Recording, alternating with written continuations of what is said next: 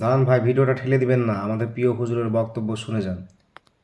ইসরাফিল আলাইহিস সালাম প্রথম যে ফুৎকারটা দিবেন তখন পুরো পৃথিবী কেঁপে উঠবে, মারাত্মকভাবে কেঁপে উঠবে। তারপরের যে ফুৎকার দিবেন তখন সব মরে যাবে, আমরা পৃথিবীতে কেউই বেঁচে থাকবো না। তখন মানুষ মরে যাবে, জিন জাতি মরে যাবে, সমস্ত ফেরেশতারাও মরে যাবে। আল্লাহ তাআলা ওনাকে সৃষ্টিই করেছেন এই বিশাল হুইসেলে একটা ফুৎকার দেওয়ার জন্য, আর কোনো কাজ নাই। যেই ফেরেশতা মালাকুল মাউত, যিনি মৃত্যুর ফেরেশতা, যার মাধ্যমে আল্লাহ তাআলা মৃত্যু ঘটিয়ে থাকেন, তারও মৃত্যু ঘটবে। এত ভয়ঙ্কর একটা চিৎকার দিয়ে মালাকুল মাউত জগৎ থেকে বিদায় নিবে। আল্লাহর হাবিব সাল্লাল্লাহু আলাইহি ওয়াসাল্লাম বলেন, ওই ভয়ঙ্কর চিৎকার যদি পৃথিবীবাসী শুনতে পেত তাহলে আলাদা করে ইসরাফিলের সিঙ্গার ফুৎকার দেওয়ার প্রয়োজন হতো না। প্রতিটা মানুষ তাদের কানের পর্দা ফেটে মুহূর্তেই লাশ হয়ে পড়ে যেত, মালাকুল মাউত মরে যাবে। তখন মহাবিশ্বে আর কেউ থাকবে না, একটা সত্তা ছাড়া। তিনি কে? আল্লাহ সুবহানাহু ওয়া তাআলা। লাস্ট হুইসেলটা যখন দেয়া হবে তখন জমিন থেকে সব মৃত লাশগুলো আবার জীবিত হয়ে দাঁড়াতে শুরু করবে। সৃষ্টির পর থেকে আজ অবধি বিশাল হুইসেলটা নিয়ে আল্লাহর আরশের দিকে তিনি তাকিয়ে আছেন। যে মুহূর্তে আমরা এখন কথা শুনছি এখনো তাকিয়ে আছেন উনি। পলকও ফেলেন না চোখের, যে কখন আল্লাহ তাআলা অর্ডার করবেন, করার সাথে সাথে ফুৎকার দিবেন তিনি, আবার না দেরি হয়ে যায়।